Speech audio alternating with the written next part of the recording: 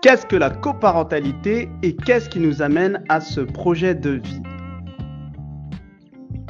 Bonjour à tous, je suis Tolo et je suis le créateur de ce podcast qui a pour but d'aborder les relations et notamment les relations hommes-femmes avec une base de développement personnel, de spiritualité et de tantra.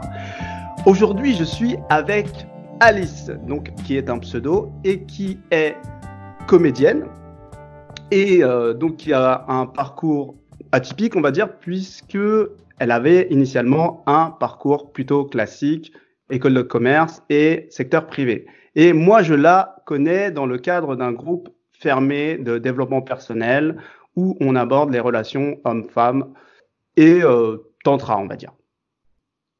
Est-ce que, Alice, ça te va comme présentation déjà? Ouais, très bien. Très bien, super. Donc récemment, moi, je suis tombé sur une entreprise qui a investi le business de la coparentalité et moi qui ne savais pas du tout ce que c'était, j'ai demandé autour de moi des infos et du coup, tu m'as partagé que tu connaissais le concept et plus que ça, tu pouvais peut-être potentiellement y avoir recours, entre guillemets, plus tard. Et donc moi, je vais faire un petit récap de la coparentalité, de ce que j'ai compris en tout cas. Et après, tu me corrigeras si c'est pas vraiment ça. Donc, moi, ce que j'ai compris de la coparentalité, c'est qu'initialement, c'est simplement le partage de la parentalité au niveau des droits et des devoirs, même pour un couple normal, lorsqu'ils sont, entre guillemets, séparés ou divorcés. Et qu'aujourd'hui, on a élargi le concept à des couples dont la parentalité n'est pas forcément reconnue. Donc, ça peut être des couples homosexuels ou même par rapport à ce fameux site sur lequel je suis tombé, ça pouvait être deux personnes qui n'étaient pas en couple et qui se partageraient la parentalité, donc droits et devoirs au niveau de l'enfant, d'un enfant. Est-ce que c'est un bon résumé déjà, ça? Oui, le truc, c'est qu'il y a tout ce qui est les couples homo et hétérosexuels. Bah, pour moi, c'est pas vraiment ça la coparentalité parce qu'on parle de gens qui sont vraiment en couple et donc qui élèvent leur enfant dans le cadre d'un couple. Pour moi, aujourd'hui, le concept de coparentalité, c'est beaucoup plus un concept de on élève un enfant sans être en couple. On est des parents, en fait. On a juste le statut de parents et c'est vraiment quelque chose qui est tourné vers l'enfant et pas vers nous en tant que quantité couple.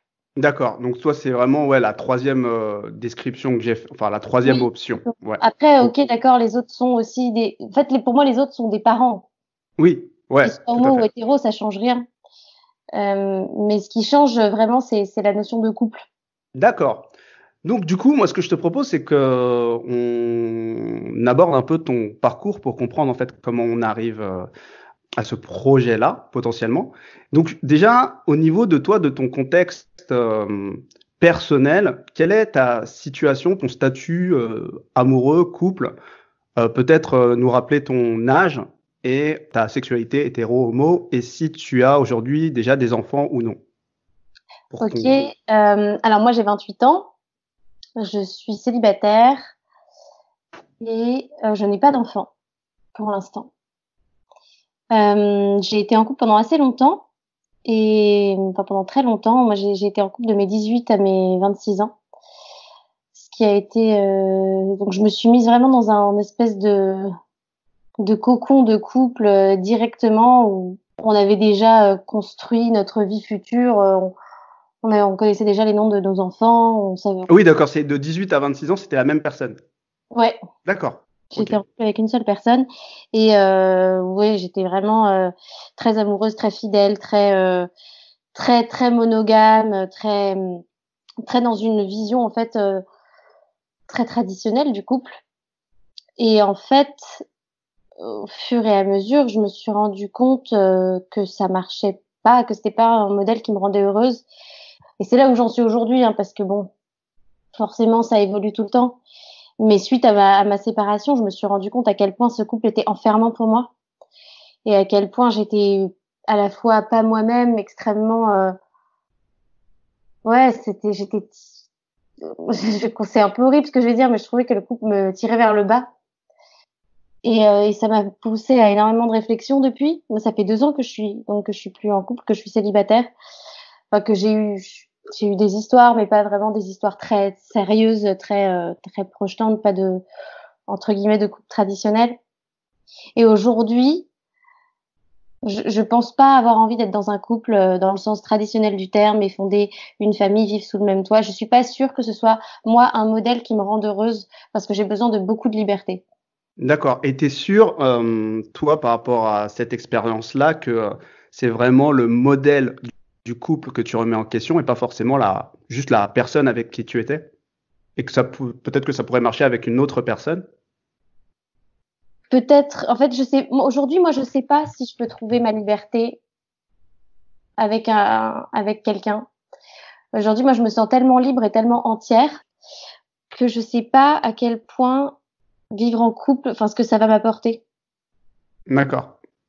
Mais est-ce que du coup, aujourd'hui, quand tu abordes une relation de couple, Ouais. enfin, tu envisages le concubinage déjà? Enfin, le fait de vivre avec la personne. Bah ça, typiquement,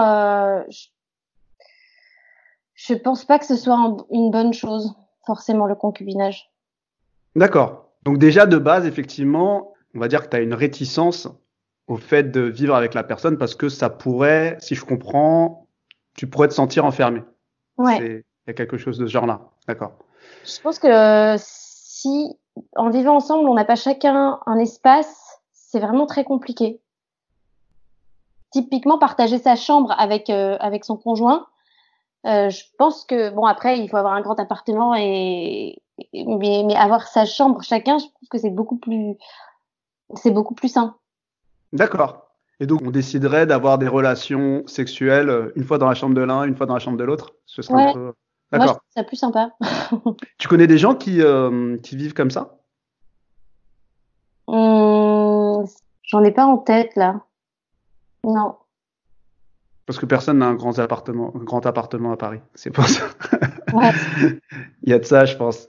Mais oui, donc du coup, de base, effectivement, il y a quelque chose à voir avec le couple et le fait de vivre en couple qui peut faire que ouais, ça nous fait ressentir, on va dire, enfermés. Toi, en couple, qu'est-ce que tu penses que l'homme vient t'apporter? Enfin, ton partenaire vient t'apporter. En ce moment, je vois pas justement ce qu'une relation de couple pourrait m'apporter. Moi, je suis très bricoleuse, donc j'ai pas besoin de quelqu'un pour bricoler chez moi. D'accord. Je sais tout faire toute seule. Je suis devenue, depuis que je suis plus en couple, je suis devenue extrêmement indépendante.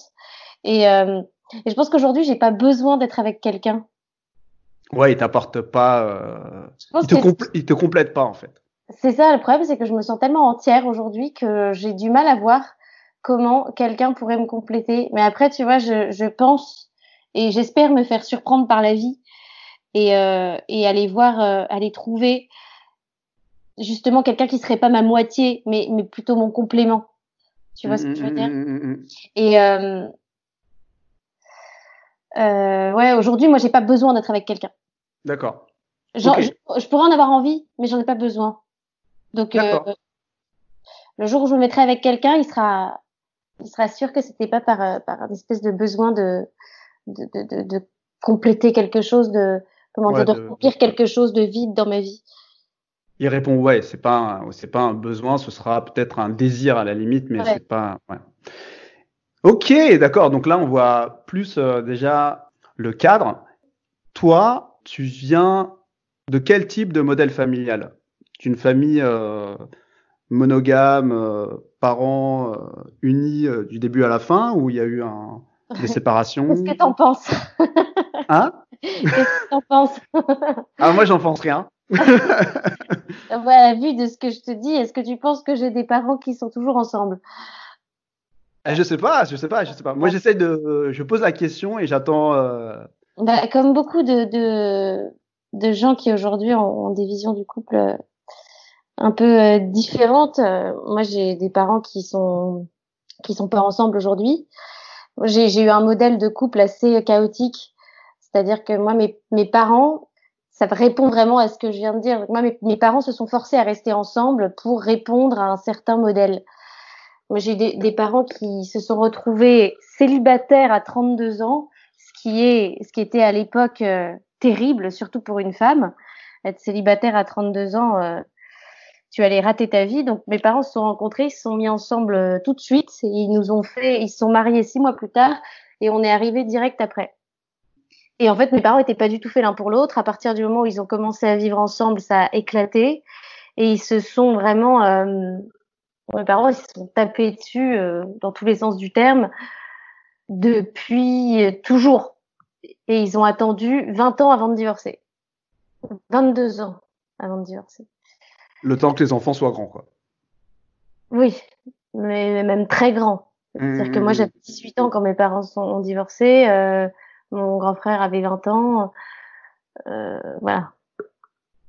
Moi, pour moi, quand mes parents ont divorcé, ils ont pris la meilleure décision de leur vie. Ils n'étaient pas du tout faits pour vivre ensemble et vivre ensemble était violent pour tout le monde.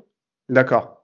Et ils s'entendaient pas du tout dans cette parentalité et même je trouve que finalement, du fait de vivre ensemble, c'est comme si tu étais parent de fait et t'as pas besoin d'assumer un rôle de parent puisque tu as cette étiquette de parent puisque tu vis dans une famille où tu es parent. Tu vois, tu vis dans un foyer où... Et mon père, par exemple, a jamais fait quoi que ce soit de paternel pour moi. Il s'est jamais occupé de moi, il a jamais, oui, il a jamais assumé son rôle de père parce que comme il vivait dans le même appartement que moi, il était mon père et donc voilà. Mais en Mmh. soi, il s'occupait pas de moi, il s'est jamais intéressé à moi. Mmh. C'est peut-être un peu intense ce que je dis. Non, mais en fait, moi, ce que je comprends, c'est que en tout cas, ce que tu as connu, c'est que en tout cas, tes parents se sont infligés le devoir parental, en tout cas, de rester ensemble. Et c'était peut-être du côté du père, sans parler pour lui, mais c'était peut-être sa manière d'exprimer sa présence de père. C'était de rester en couple, en tout cas, avec ta mère. Oui, peut-être. Mais qui n'a pas été ressenti de la même façon, en tout cas de la part des enfants, et ça, Mais tu évidemment. vois, j'ai l'impression que eux, leur parentalité, ça a été quelque chose qui a été dicté par la société. Et donc, vite, il fallait faire un enfant avec quelqu'un. Et mes parents étaient pas faits pour être en couple. Et donc, en fait, ils se sont forcés à rester en couple alors que ça n'avait pas de sens. Et moi, aujourd'hui, je pense que tu as un parent beaucoup plus sain si tu fais un enfant avec quelqu'un, tu as choisi de faire un enfant et où le projet, c'est l'enfant.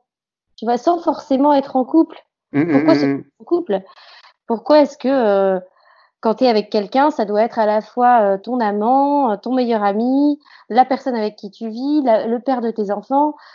C'est pas possible, en fait. En fait, je pense qu'on va y venir à ce sujet que tu soulèves, mais avant, j'ai envie de te demander si tu as toujours eu ce désir d'enfant ou il est récent. Moi, le désir d'enfant, c'est quelque chose qui va et qui vient. D'accord. Mais tu te souviendrais, tu pourrais évaluer la période à laquelle la première fois il est venu? Mmh, là, c'est vrai que je me piège un peu moi-même parce que c'est vrai que c'était du fait d'être en couple et que j'avais envie d'avoir des enfants avec la personne avec qui j'étais. Hum, hum. Donc oui, ça devait être, je sais pas, vers 23 ans, 22, 23 ans, un truc comme ça. D'accord. Ouais, c'était la suite logique de ton couple. D'accord. Ouais. Avant de découvrir le concept de coparentalité, est-ce que tu as déjà envisagé d'être en mode maman solo, par exemple? Ouais, clairement. Ouais, Ouais. d'accord. Donc oui, il y a vraiment un désir d'enfant qui est fort. Du coup, maintenant, on va un peu glisser vers ce fameux sujet de la coparentalité. Et du coup, tu disais que c'était très difficile d'avoir un homme qui avait le rôle, enfin, je sais plus quel terme tu as utilisé, de père, d'amant, et d'autres casquettes en fait. C'était Ouais. difficile de le trouver dans la même personne, si j'ai bien compris. Oui, je trouve que c'est demander énormément à son partenaire et c'est mettre beaucoup de pression sur quelqu'un. Moi, je vois que dans mon couple d'avant, je mettais quand même beaucoup de pression sur mon partenaire aussi. Et c'était pas forcément juste, tu vois. Je trouve qu'aujourd'hui, on s'en demande trop. Et Et toi, et toi, en tant que femme, est-ce que tu te mettais beaucoup de pression pour être justement aussi toutes ces facettes ou c'était ouais, dissymétrique la demande? ouais, ouais, bien sûr, bien sûr. Et je pense que c'est pas un hasard si aujourd'hui beaucoup d'hommes mariés trompent les jeunes papas trompent énormément leurs femmes. C'est que la femme maintenant c'est la mère de leurs enfants et en fait ils vont chercher du sexe ailleurs. Ouais, parce qu'ils n'arrivent pas forcément à assembler la figure de mère et la figure d'amante. C'est ça Non, que. Ouais. ouais. Et du coup, pour toi, effectivement, la coparentalité serait une option. Et quel serait le moyen de constituer ce fameux, pas couple, mais du coup, coparentage? Je sais pas comment on dit. Ouais, cet accord un peu. Ouais, cet accord. Comment on fait maintenant? Enfin, toi qui t'intéresses au sujet, comment tu penses que tu pourrais faire? Ben moi aujourd'hui, mais après voilà, c'est une réflexion qui est en cours. Hein, c'est pas quelque chose que je vais faire demain. Mais si je devais le faire, je pense que je choisirais quelqu'un en qui j'ai une profonde confiance. Tu vois, quelqu'un que je connais depuis beaucoup d'années, quelqu'un avec qui il y a pas. Je choisirais quelqu'un avec qui il y a pas d'ambiguïté au niveau sexuel justement, et quelqu'un avec qui j'ai une vision commune de l'éducation. Mhm. Quelqu'un avec qui je pourrais faire un projet. D'accord, donc, mais est-ce que ce serait le géniteur de l'enfant? Ce serait donc le Oui, géniteur? Oui, c'est le géniteur de l'enfant, mais avec qui tu n'as pas forcément. Donc c'est une personne que tu connaîtrais, bien même, si je comprends bien, ouais, et, mais avec qui tu n'as pas forcément de désir de couple. ouais, c'est Pour ça. toi, c'est Un clair. ami, quoi. Ouais, un ami. Et du coup, ça signifierait que lui serait aussi dans cette démarche de trouver une partenaire donc qui ne serait pas sa copine, mais uniquement la mère de son enfant. Et du coup, comment ça se passerait déjà? Est-ce que autour de toi, tu en parles pour que tes amis soient déjà au courant? Alors, on en parle parfois, mais plutôt sur le ton de la blague. C'est pas Ouais. encore un truc qui. Alors, on en parle, mais aujourd'hui, la plupart des gens sont quand même vraiment réticents à ça. Je trouve que le couple traditionnel a encore une très grande place. Ouais. Ouais. Surtout chez mes amis du monde un peu traditionnel, des écoles de commerce qui sont souvent à partir de 28 ans, il faut impérativement se marier et qui reproduisent un schéma classique de mariage entre 28 et 30 ans, premier enfant entre 30 et 32 ans, deuxième enfant entre 32 et 34 ans. En éventuel, ça dépend de la taille de l'appartement, du prêt qu'on a eu à la banque Hmm. ou pas pour agrandir l'appartement, et ainsi de suite. D'accord. On est d'accord que là, moi, ce que je comprends, c'est que ce serait effectivement un ami. Est-ce que tu envisages d'habiter avec lui si les finances n'étaient pas un problème et faire chambre à part, par exemple, ou pas du tout?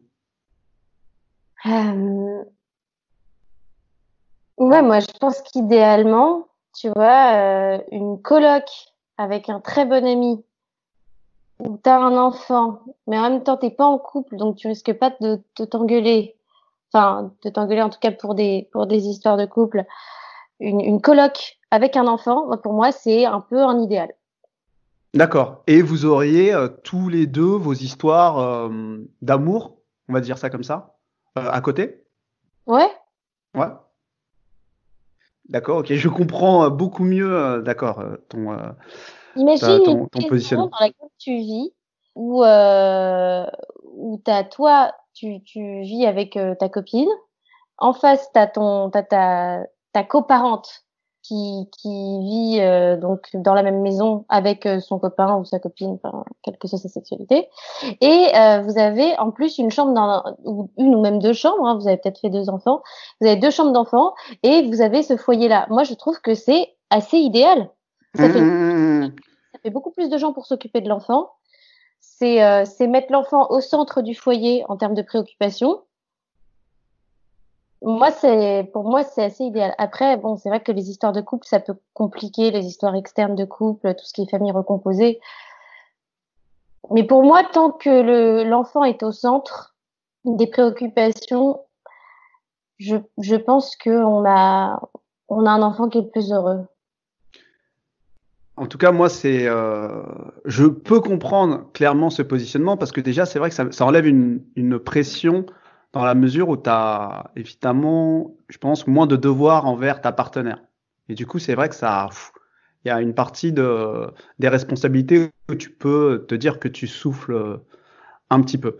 Après, moi, je me pose cette question, c'est qu'est-ce que l'on dit à l'enfant en fait? Qu'est-ce qu'on lui raconte à cet enfant qui est au milieu de tout, qui a une vision du coup, enfin, en tout cas, qui vit une famille assez atypique. Ce qui Mais se passe. l'enfant, il est né dans cette famille. Mhm. Il n'a pas eu la société qui lui a expliqué. Alors, la société, la famille, c'est un papa, une maman qui sont amoureux et qui font un enfant. Non, l'enfant, il est né dans une famille où il a un papa et une maman, donc qui sont pas en couple, mais qui sont quand même, qui disent pas de crasse l'un sur l'autre. Il faut tout lui expliquer, tout simplement.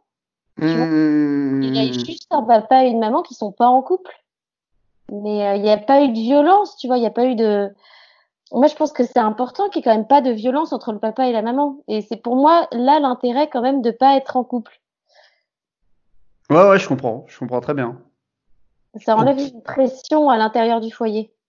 En fait, le schéma que tu as décrit, je trouve qu'il est assez clair dans la mesure où tu disais que déjà, je pense que c'est parti du fait que tu disais que le couple, c'est plus sain s'ils avaient des chambres séparées, le couple déjà classique.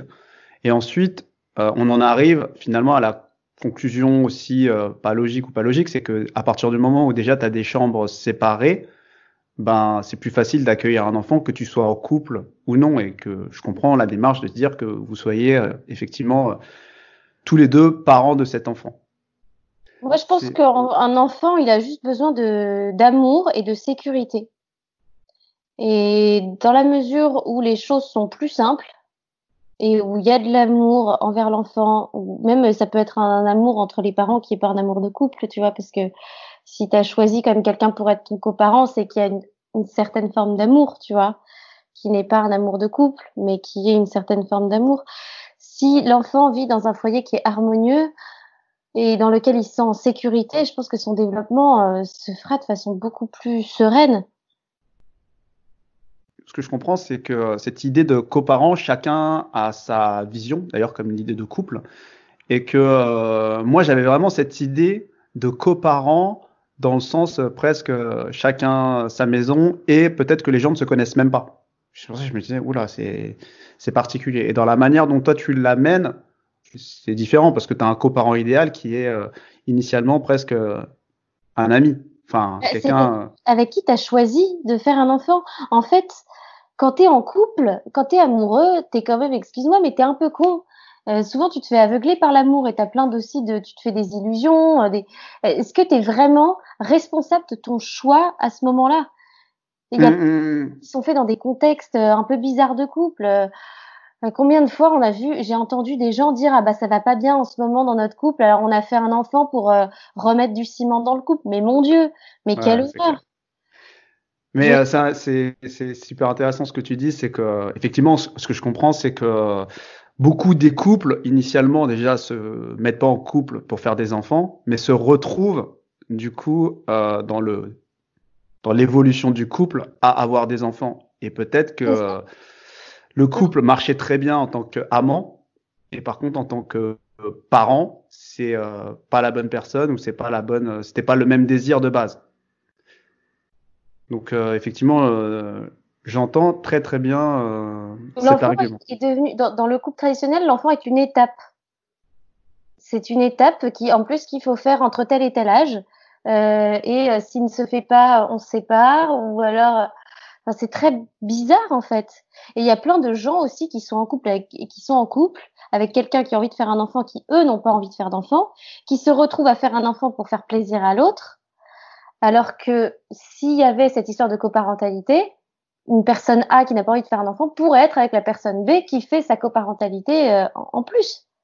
En fait, finalement, c'est presque aussi atypique et ça pourrait être presque aussi normal que des couples qui décident d'être en couple et de ne pas avoir d'enfants, qui font que la première partie. Bah toi, tu décides de faire la deuxième partie, mais pas la première partie. Enfin, Ouais, en fait, tu peux d'avoir. faire ce que tu veux. S'il y a cette Ouais. option, si cette option de coparentalité, elle était développée, en fait, ça laisserait beaucoup plus de liberté aux gens. Mmh. Tu pourrais ou pas avoir des enfants avec la personne avec qui tu es en couple si tu as très envie de faire un enfant avec cette personne-là et qu'elle aussi elle a envie, ok. Mais si il y a l'option de la coparentalité, c'est plus une obligation, c'est plus une étape de vie absolument indispensable. Et aussi, imaginons que moi, par exemple, qui ai 28 ans, je me dise, oh là là, l'horloge biologique tourne, c'est terrible. Mmh. Il faut, j'ai envie d'avoir un enfant, il faut impérativement que je me trouve un mec. Ça n'a pas de sens. Mmh, mmh, mmh, mmh, mmh. Ma mère a fait ça. Bon, alors c'est génial parce qu'elle m'a faite et que je suis ravie. Et, mais ma mère, elle a fait ça. Elle a trouvé, et mon père aussi, ils se sont trouvés pour faire des enfants. Ils ont un peu sauté sur le premier venu, entre guillemets.